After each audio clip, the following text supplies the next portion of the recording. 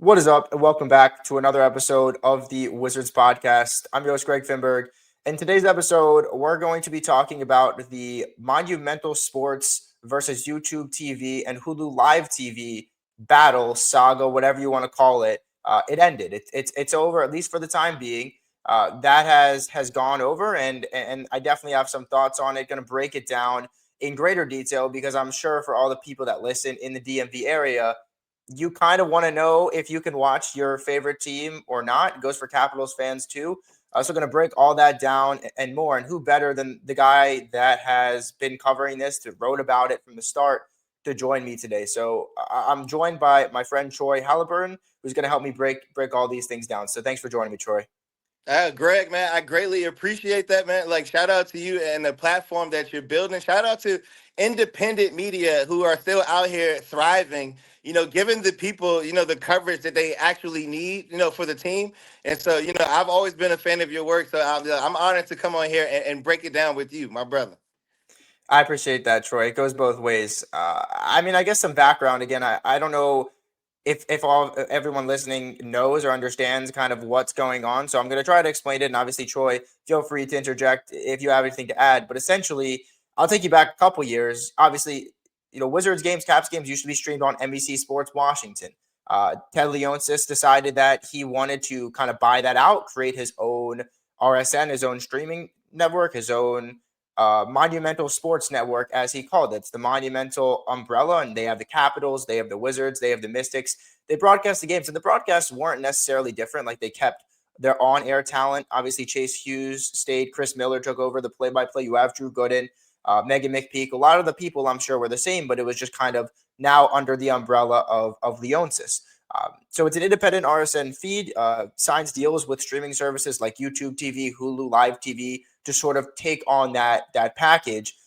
So if you had YouTube, you had Hulu. It's like if you had NBC Sports Washington, it's just under the Monumental umbrella. Not much change there. They also have the Monumental app where you can get Monumental Plus. And that runs you $19.99 a month, and until today was $200 or $199.99 a year for the annual package. So that was another way that you could access Monumental. I've had 15, 20 people reach out in DM because I talked about the app and they just told me how bad the app was. I'm not a DMV resident, so I don't know, but they said there's a lot of buffering issues and a lot of just audio issues. And the app itself is just not a fun watching experience. And so while that is the case and that is offered as well by Monumental, they weren't big fans of that. So essentially, that brings us to about a week or so ago. Zach Leonsis, who is the son of Wizards owner Ted Leonsis, Ted owns the Capitals and the Mystics too. He goes on Monumental with a whole studio setup, and I see Troy kind of salivating because I know he has some thoughts I'm on like, this. hey, Greg, you're cooking right now. I'm like, look, go Thank ahead, you. keep going. No, you've got it all Um, broken down. Keep going. Zach gets on camera, and he's he's being asked obviously questions he already knows the answers to. They're just sort of the hosts are guiding him in a certain way. But he gets on camera and he basically makes a plea to Wizards fans, to Capitals fans, to Mystics fans, basically saying, look, our backs are against the wall. September 30th is the last day. It's the deadline for us to renegotiate or get to an extended version of our deal with YouTube and Hulu Live TV. And we need the fans' help because, as Monumental played it, YouTube TV, Hulu Live TV are not negotiating in good faith, was the term that they used a lot. They said they weren't negotiating in good faith. They said even today that there were 0 counteroffers made by either YouTube or Hulu. And it was basically Monumental fighting this upward battle because they're an independent, RSN and YouTube wants to cut out the little guy. And they were kind of playing it like the victim card, essentially. Like, we are for the fans and we're trying to help you guys and make sure everyone can watch the Wizards and Caps games on time. But it's YouTube and Hulu's fault because they're being greedy in terms of the money and they're not negotiating in good faith. So they did all of this PR stuff to basically call upon fans. They even had links in their website to have fans reach out via email, text, call to Hulu and YouTube and basically say, hey, I'm going to cancel my subscription if you don't get a new deal, or basically trying to build up all this bad PR, this bad press, and bad reviews for those companies so they would maybe have a change of heart. When I saw that, I was like, okay, they're a little desperate. Clearly, their backs are against the wall because, look, like, they're calling upon their fan base to do the work of the business side of Monumental. It's like, okay, like clearly this is a last resort. It's a last call for help, because clearly they can see the writing on the wall that no matter what they do, there's no counter offers. Like this is not going to happen past September 30th. And so clearly it didn't. They came out with a statement today, this morning, that confirmed what Troy and I had kind of tweeted about yesterday on the 30th when nothing was announced, that essentially the deal is expired and no deal has been reached. So YouTube and Hulu are dropping Monumental Sports Network from their streaming services effective immediately, which is a big deal because the Cap season starts a week from today on October 8th against the Rangers, I believe. 3 weeks from today, the Wizards start at Milwaukee on October 22nd. And if you have YouTube or Hulu, you can't watch the games. And the big kicker here is that if you're in the DMV, you can't just say, oh, I'm going to go buy NBA League Pass because it's Because you're blacked restricted in out. those areas. You blacked Um, out. Yep. thankfully for me, like I'm in State College, Pennsylvania, so I use League Pass, but there's no more Stream East as well. So if you want to illegally pirate it, good luck with that because again, those are also not good. They're 3 to 4 minutes behind. It's not an enjoyable listening or watching experience. And so we'll get into the I guess options Wizards fans have. But that's kind of where the whole situation is kind of at. So I kind of laid it out for you. You have free reign, Troy. Just whatever you're feeling, go for it. Yo, Greg. So I feel like the synopsis that you just gave was a very accurate assessment of the state of the Wizard fan right now. And so the biggest thing that I really think is that there's a major disconnect right now between the actual Wizard fan and whatever it is that Ted and Zach Leonsis are trying to build with Monumental Sports. Like, I think that when like you were talking about the desperation of the plea to call out the fans, the making of the site, keepmonumentalsports.com, which is still an active site, if I if I may say so. Like it's still they still want you to go out and harass these companies about a deal that they didn't have. It's like trying to manufacture and mobilize a movement that can only be something like that can only be created from within and from a grassroots effort, and they're not listening to what the actual fans are saying or what the actual fans want from a viewing experience. And so I think that there's a major disconnect there, and I think that's like the first place that we have to start with what Monumental Sports is trying to do. Okay, and then you laid out the fact that it used to be Comcast Sportsnet, then it was NBC Mhm. Sports Washington, and then Monumental Sports ended up buying 67% stake of NBC Sports Washington back in 2022 to own the company, to own this channel. So my thing is, I don't understand why it is that they really put all of their eggs in this basket to get their independence or their RSN freedom just to be beholden to somebody else so they can show their games. And Mhm. like that to me, it just it's confusing from like a business standpoint, but not only like I said, like they're trying to mobilize the fans to do something for them but they're not. That's not what the fans want. The fans want to be able to watch their games with a pleasurable viewing experience, and they want to have it easily accessible. And so, in the piece that I wrote, I think that right now would be a perfect time for the Wizards to try to pivot and try to do a model that will be against the system. But since they own the rights, they own Monumental Sports, why not try to strike a deal with a broadcast television network in the DMV area where you can show your games, where millions of people could watch the game for free, and then you can make your money on in advertising on the back end. And yes, it seems like a more risky proposition, but like they've already experienced, like zero interest from Hulu TV and YouTube TV. These people are telling you what their intentions are. And the conversation, some of the conversations I was having with people leading up to this, I was saying like, yo, MSG, Madison Square Garden Network, was dropped by YouTube TV. Like they have shown that they don't have an interest in reaching out to independent regional sports networks. But Madison Square Garden got the Yankees and the Rangers. That's New York City. That's like really basically 10 times the amount of reach that Monumental Sports could give. And YouTube TV was like, no, we're good. And so at some point, Monumental had to see the writing on the wall and be able to shift what's going on because the market is dictating itself. And so that's really, I think, that the biggest thing is the disconnect there, and the fans being really the losers of all of this experience.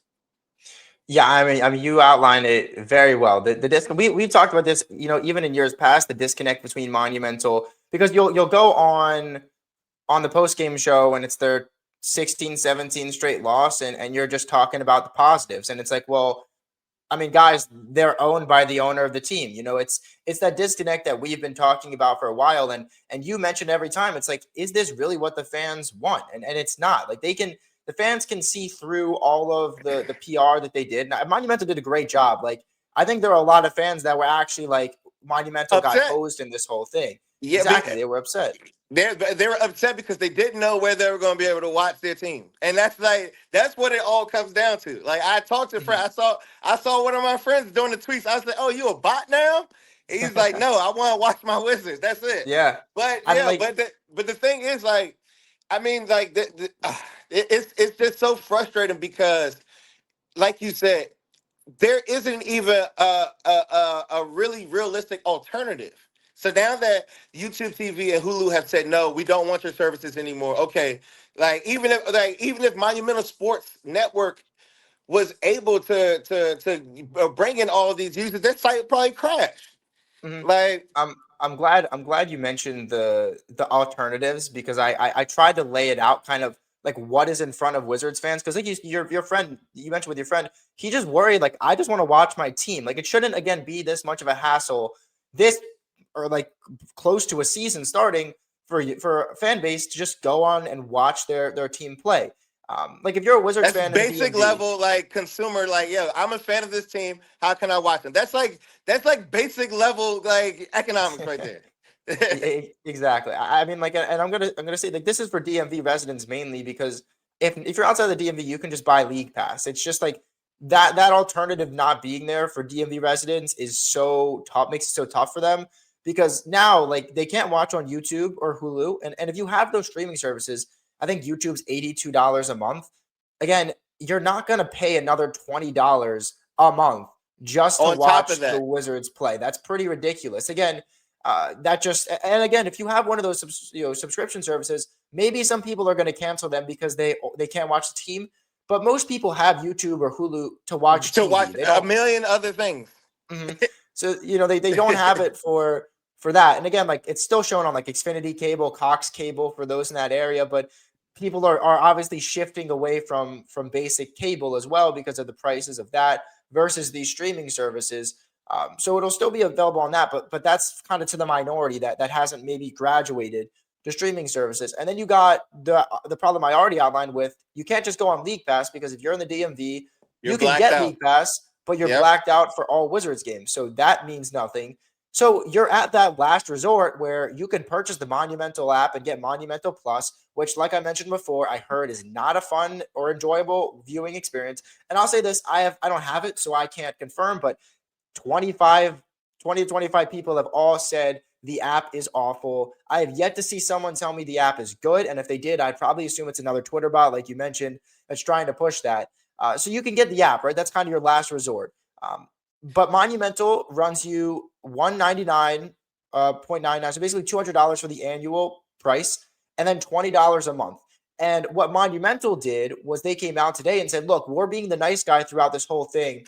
Here's $20 off the annual $20 off the annual cost of Monumental Plus. So it's now $179.99 for Monumental Plus for this season of Wizards and Capitals throughout the year. But they didn't touch the monthly price. And their whole thing was that I think it's like $56.82 you would save by paying just the annual price versus continuing to re-up per month.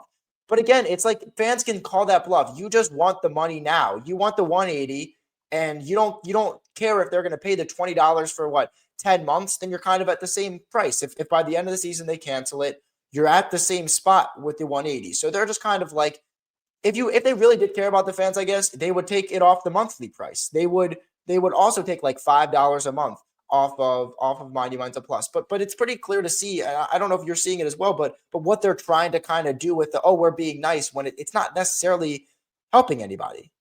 Yeah, so yeah, I think that we call these half measures, and so they don't want to give you, they don't want to let you know that we appreciate you. They show you a half measure and say, look, you should take this. But no, honestly, if we're talking from an economic standpoint, I think that price point that we're talking about is such, like, number one, we got to talk about how, like, it's honestly kind of ridiculous, just even from a starting point of Monumental Sports costing $20 a month. That's more than Paramount. That's more than Netflix. That's more than Apple TV. That's more than, like, it's like, to even start at that price point is like is ambitious, I will say.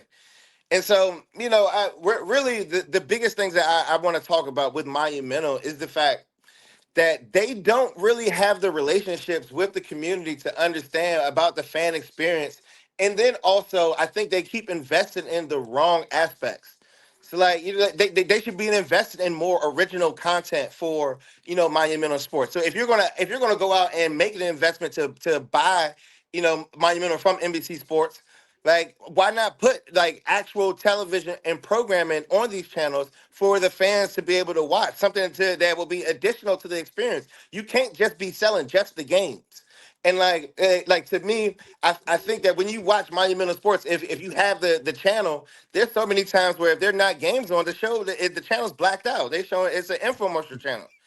And so, like, I don't think that the real actual investment into what the fans want as an experience, like the actual programming, to paying people to give insider access to the Wizards, or an actual view of the behind the curtain aspects of what's going on with the team, or just any type of programming. Like, it doesn't even matter if it's behind the scenes access, just anything. I think that would be like, I don't know. It would just mean that they're trying to actually connect with the fans more than just asking them to get on the internet and call out their subscribers.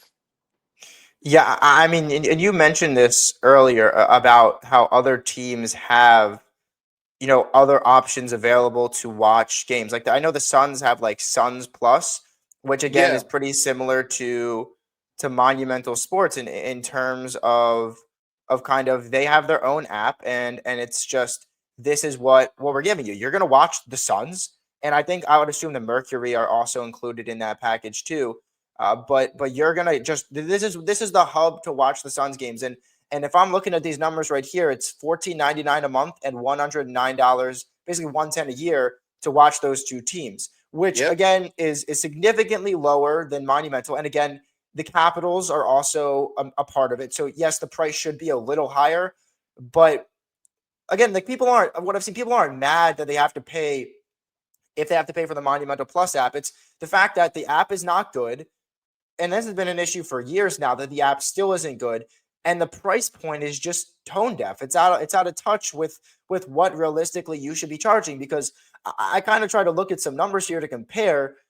Like, it's $210, right, for the entire year to get NBA League Pass, and that's for all The teams, not entire just the NBA. That's solo. it, for The the entire NBA. Right, To watch the the entire entire, NBA like, is I cheaper get than to League watch Pass. Monumental Sports. I get League Pass. It's $210 to watch the entire league. I should not be paying $40 less than that to watch three teams total. And realistically, for most of the year, the Mystics aren't playing. You're getting it, if you're just getting it for the Wizards too, it's 180 to watch one team, or I can pay 210 to watch all 30. Obviously, minus the Wizards when they're playing if it's restricted. But you get the point. Like, it's an out of touch price point. And even before they took off the $20 to be nice to the fans, it was only $10 cheaper than what League Pass is for the whole league. So again, and they try to push, it's like this DMV based original content, and they get high school games and they get other stuff. They have elevated the package in recent years from what I guess it started from. But like you mentioned, there's so much more that they can do with it. And if they were to maximize it, like you said, $200, maybe it's a lot, but sure, you can It make it would be worth it if understandable. if you knew that, okay, this is a place that I could go to get actual news on sports that's going on in the DMV. If there were, I remember back in the day, they used to have these shows like on Comcast Sport, like the high school highlights, the high school athlete of the week, like, if you're doing actual shows like they're doing reporting where like they're going and reporting on, okay, we want to see the teams in the top 20 because there's so much enriched talent when it comes to the grassroots effort of basketball and football and other amateur sports in this area. Like yeah, they could the reach could, they could be doing so much more if they wanted to get that $20 a month from you. I mean, on League Pass, if you just want the team pass, it's $90 for the entire year to just watch the Wizards. So let's say I'm outside the DMV, I just want to watch the Wizards. It's $90 versus Monumental. It's another 100 plus to watch those same exact games on Monumental. So like, I understand like they're independent, they have to make money. I get that, but again, it's there's so many facets to the dilemma where it's like I don't see how they could Yeah. rationalize getting people to pay that price point, right? And I want to say this, like there is there's a price that comes with independence, but there's also a responsibility that comes with independence. That if you wanted to step out there, and this is from like a journalism aspect of it, Mhm. like if you wanted to step out there with your independence, then you have like the responsibility to make sure that number one, like we said, that the fans can watch the games, and that they're number two that they're having an enjoyable experience, and that means actually listening to what they have to say when they request certain type of content, or when they tell you that certain price points are actually completely unreasonable. And so I think that this is this could be a great teaching and learning lesson and moment for Monumental Sports if they are able to take this experience and see. This is the same thing happened when they had the situation when they wanted to move, and they wanted to move to Virginia, and they ended up having to come back to DC, and they took a deal that was actually way more favorable than they could have ever imagined. And so, I think that this could be another situation where, despite what their internal plans might be for the future, that the universe has a way of course correcting some of these things. And that if they just paid attention to the natural progression of things going on around them and actually listening to the fans, that this could actually turn out to be very much a blessing in disguise for them if they were able to really invest in the infrastructure that it would take. And that's the thing. That's not something that happens overnight. You can't just say, oh, and I think that may be a problem with what Monumental Sports expects. They expect, oh, just this overnight thing. Exactly how they think, oh, we're gonna put up this website. We're gonna force these big corporations to change their decision based off of our fake grassroots effort. And it's like, no, Mhm. these things don't happen overnight. These things are built from the ground up. And if you really want to change, you have to invest on levels that I don't think that Monumental Sports is ready to really look at and evaluate from it. But they have to be more introspective about where they are right now and what they can do to pivot. Yeah, I mean, was and look, they clearly tried, like you mentioned, with the grassroots effort, the Save Monumental Sports or whatever the website was, or Keep Monumental Sports, Key to try to Monumental get Sports, yeah, yeah. to try to advocate for fans to come out and basically do their not want to say dirty work, but do work for them because their backs were against the wall in this whole dilemma. And they try to again put out stats that were in their favor too. They said year over year, Mystics viewership on Monumental was up 46%. Year over year in total, their viewership rose by 40%. And it's like, okay, like we get that, right? Hey But Greg, hey, look, I want to interject right there because this is the thing when I do this for a living, when you evaluate numbers, okay, so the numbers that Mhm, they put out, right? They can say that so these numbers could be based on the Monumental Sports app, right? So you can say number one, these are not statistics that anybody can fact check, right? But mhm, let's just say, okay, the percentages that they're given. Oh, you say, oh, year over year they increased by 70% or 37%. If it's the Monumental Sports app, then if you could have gone from 100 users to 200 users and say, oh, yeah, we increased 500% over the last year. mhm. Like you can manipulate the stats and like and say, oh, these are the stats that you should be looking at when they're not showing, oh, that we have this amount of reach. We're reaching this amount of people on a daily basis or a game to game basis. Like this we're already dealing in territory of number manipulation. Yeah, I mean, perfectly said. It's just like when I saw that, right? It's like, okay, your eyebrows raised, and you're like, what is the issue? Why, from the normal perspective, it's like, well, why does YouTube and Hulu not want to keep a channel that is year over year increasing their numbers by 40+%? And they mentioned, I think they outperform 70% of the regional channels or whatever on YouTube TV year over year. And it's all these, flashy numbers. But then you just kind of sit back and you think, like, if their numbers were so great, then why does YouTube and Hulu want nothing to do with them? If they were performing so well, why do they not want to renegotiate? Why are they, like they said, not negotiating in good faith? Why are there no counteroffers? It's number one because I would assume the numbers aren't as great as Monumental's blowing them up to be. But you mentioned this earlier. YouTube and Hulu are also going away from the approach of independent RSNs. That's the writing on the wall that you talked about earlier. And so you mentioned your idea and you talked about it in your article about how the Wizards can actually move forward by taking this lesson in stride and moving forward kind of on their own. It's just, and I'll ask you this question. Like, if they do that, I would assume the price points are still going to be sort of an issue for a lot of fans. Like, do you think they would be able to charge less if they went the route that you're preaching? Yeah, no, I think that they would be able to, but like the real thing is like to be able to even make the commitment. Like it's a real tough decision if they've been, spending thousands of dollars of man hours on thinking of this idea, thinking that it was going to go a certain way. It's kind of just tough for a business to be like, oh, we're just going to pivot to this completely different idea. But to me, I think that this, like, number one, like one of the things that I've been really concerned about, or not concerned about, but I have questions about, is the fact that why did they wait until last Thursday for all of Mm-hmm. this to even like get to this situation, for it to get to this point? Like, to me, like, if this was something that was going on, if I were going to take the route of having this, fake grassroots effort, mobilizing the troops with Keep Monumental, I would have done this 2 months ago. Like what? Like, why would you wait until the Friday before to be like, yo, save our channel? I don't understand what, like, from a business standpoint, like why there wasn't a sense of urgency beforehand. And I think that just goes back to the element that we're both talking about, how out of touch with, like, number one, like what the fans want, and number two, with the actual marketplace that you've invested these hundreds of millions of dollars in. Like when they bought Monumental Sports from NBC Sports Washington, like I said, like that price was a lot, but you bought your independence, but a lot comes with that.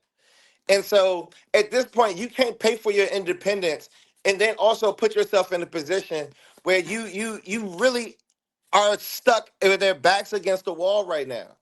And to me, I think that I'm just kind of disappointed with how all of this has played out, mainly because it really shouldn't have gotten to this point.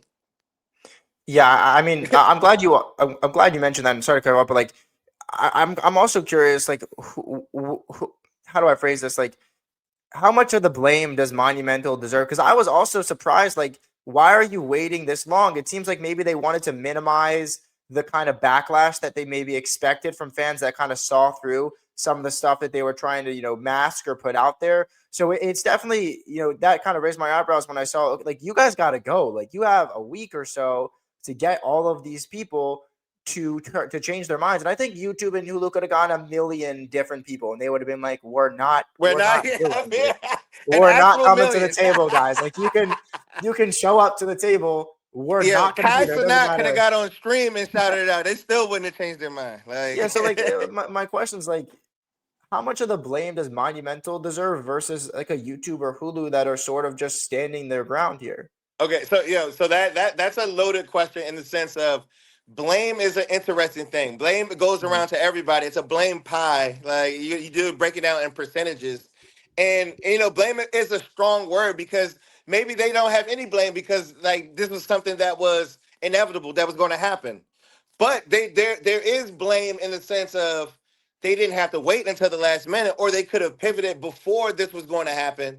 Like to me, I think this it shows really a lack of preparation and a lack of foresight for, number one, the market, and number two, like what the actual consumers want. Like and to me, like the biggest thing is why did we all just find out about this on Thursday? Like that, like it just really kind of blew my mind. at the fact that this deadline, September 30th, these contracts are written well in advance. Like this, probably they've known about this day for a long time. Like this didn't sneak up on them. Yeah, I mean, it's certainly questionable to wait this long, and I again, like it's kind of just so confusing to the point where I don't think they were actually confused. It seems like they sort of maybe knew, like you said, the writing on the wall, and this was probably what they had planned all along. Like a week before, we'll roll something out. We'll try to make sure we generate a bunch of buzz that is, for our sake. We're the little guy here. We're getting bullied by the big streaming companies, and sort of try to win the fans back like that. But also at that point, shift them over like, hey guys, like you kind of got hosed here. You can't watch if you have these streaming service, but look at the Monumental app. We're offering $20 off annually. Just pay us $180 instead of paying YouTube TV $82 a month. You don't want all those channels. You just want to watch the Wizards win 18 games this year. Like it's, I just like Yeah. I don't think the people there are that. I don't want to say like dumb because that's a crazy word, but like No, I Greg, think Greg. they No, this what you're talking right now is like the real third eye conspiracy theories that are actually floating around the internet. That this was all a part of the master plan to drive people to the monumental path. Like, and that would be like some Scrooge McDuck. That's just diabolical. If that were the yeah, case, like again, like I'm not I saying don't want like like I'm gonna say that that's not what's going on. Hopefully, because that like yeah. I said that would just be like diabolical. Like it would Yeah. be yeah And like again, like but I'm not saying like that is per se what they're doing, but it seems like when you don't take money off the monthly cost and you're only taking it off the annual cost, it's like, well, if you're really trying to help the fans out, knock a couple bucks per month off of the monthly bill. Don't just say, hey, like, and then they doubled down when they said, well, you can save $56 by going the annual route. It's like, it seems like they are doing what they can to guide people that way. So again, I'm not accusing them of doing that, but the people that do think they might be doing that, and I'm trying my best to kind of dance around this year, they you're not that crazy for thinking that. no. I mean, like these are all theories. Like, because you know what? But it's also very interesting about all of this is like we don't know what it is because like we're getting the messaging that we're getting from Monumental Sports is very much state-run media. Like Mhm. there aren't other perspectives. There aren't other people who are asking who even have the ability to ask these questions. Like, oh, what's going on? When did you know about this? Like, there is no type of transparency when it comes to this process and how we got here. And this is it's like the ability of Wizards and Caps and Mystics fans not being able to watch their favorite teams for this year is very much a very important question for a constituent if you're running a service like Monumental Sports. Like I said, there's a responsibility that comes with your independence and wanting to be this major player in the DC sports game. If you really want to play Monopoly, then this comes with it. Yeah, I mean, Wilson, you talked about the state-run media. We've had constant conversations about kind of how the team is covered and sort of why that is the case. I mean, you tweeted this out, and I guess it was a response to somebody today, and I saw it, and I was like, that is spot on because I had been thinking the whole week, like, why is this not a bigger story? Like the fact that fans of these teams might not be able to start the season watching them, being able to watch them without having to pay the absurd amounts that they would pay on the Monumental app, that's a pretty big deal. Like Capitals fans, it's a week before the season, and if you have YouTube or Hulu, you can't watch your favorite team play like you used to. But Yeah, I hadn't Caps seen fans are anything. actually way more upset about this than Wizards fans. Yeah, right. Like, I mean, they actually have a good team. They have a reason to be upset. But like, I guess my question is like, why is this not a bigger story? I mean, I'm sure like I know you know the answer to this question, but I well, like I'm going to tell you right now, Greg, and this is for the people who are listening. This is the inside baseball aspect of it. It's because like the Washington Wizards, as a there are 30 NBA teams, and each NBA team has a beat. You have a beat of people who cover this NBA team. And so what the Washington Wizards has done, and this has worked because that Michael Winger is the president of basketball operations and Will Dawkins is the general manager, and they both come from the Oklahoma City model. And a part of that model was controlling the narrative in these places. And so when you establish okay, we're going to control the narrative. We're going to control, who's able to get credential access to media games. We're going to control, who's coming in, who's asking questions. When you have media day and 80% of the people who are there asking questions work for Monumental Sports, then you have to kind of ask yourself, is this team being covered like the other 30 NBA teams when it comes to just the amount of coverage and access of people who are there to be able to talk to the coaches and ask questions about the practices and Mhm. and be a part of the game experience and like actual do grassroots reporting on the game level to say this is what's going on in the arena. This is how the crowd's reacting. This is how like there is a journalism aspect that goes into having outside voices. And shout out Mhm. to the Washington Post has a person there, the Athletic has people there, and that's pretty much, and then Monumental Sports, like, Yeah, and that's the coverage of the Wizards. it's well said. I mean, you talked about the credential thing. Obviously, like I have experience dealing with something like that. But you also talked about monumental as questions. I did an independent study. I did a whole story about it for Penn State last year. And I went to Brian Key's introductory press conference. It was on June 5th, 2024, I guess. I And was there. they, We were yeah, there together. Chris Miller obviously started it off and he gave them a couple of questions or gave Keefe and Dawkins some questions. And then they only allowed 7 questions to be asked. And 5 of those 7 were from Monumental Sports reporters. So it's kind of like they're asking their technically coworker, right? They're all under the same umbrella questions. And so when you don't have those outside voices that are actually hammering home what the fans want to know and not just throwing softballs, and again, no disrespect to those people. They're all nice people. I want to make that known, but it's the intrinsic like model here where you can't really expect stories like this to be big when, like you said, Troy, most of the people that are asking questions or that are getting this access are working for the owner of the exact team they're supposed to cover. You know what I mean? Yeah, no, and this is like I said, like this is a part of journalism. This is like the state of journalism. So this isn't just like specific to what's going on with the Wizards. This is a microcosm of just journalism and overall, like just across every platform. It's like what I'm saying. Like people want to limit access, like because you want to control the narrative. You don't want people coming in asking different questions. And they like or I mean, you don't even know what they're going to ask. You just want to be able to like we just want to control. We just want to ask this. We're trying to push this narrative. So sometimes it's not even about allowing other people to come in. But like I said, I do think that the approach that they have, like, and that was just an observation that I had at Wizards Media Day. I was there on Monday, and it was just kind of not that it was overrun by Monumental Sports because, like, I understand, they're like it's an actual production and they are putting this on, but it's also like just looking around, just the pure numbers of it is Mhm. is is a thing that like you have to question like okay why aren't there being other opinions or other perspectives on this team that we cover, and like I said this just goes back to the disconnect that we're talking about with the understanding of Monumental and how they view the fan and the fan's role in their own view and experience. Yeah, I mean, I feel like I might get myself in trouble if we keep talking about No, no, no, this, no, but no. Look. Let's dive into some basketball, Greg. I think like, yeah, yeah, we've given the people a solid half hour of very much like a breath of fresh air of understanding of a very inside baseball aspect of what's going on with the team and and these are the real questions that that people want to know. So yeah. I mean, certainly we can. I'm always down to talk about the team because I again, I won't get myself in trouble, but